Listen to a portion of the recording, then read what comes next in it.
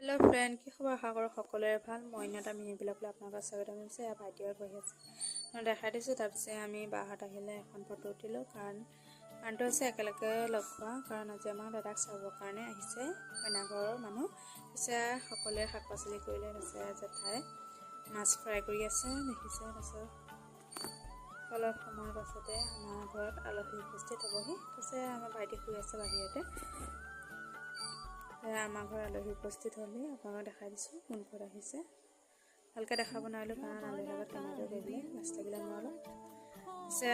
আলহীক শুশ্ৰূষা কৰিলে প্ৰথমে চৰবত এগিলাচ দি তাৰপাছত আকৌ চাহ যোগাৰ কৰি আছে মাহঁতে ঘৰতে বনাই আছে বিস্কুট পিঠা এইবোৰ ৰেডি কৰিছে দিবৰ কাৰণে চাহখিনি বাকী কাপত সজাই আছে মাহঁতে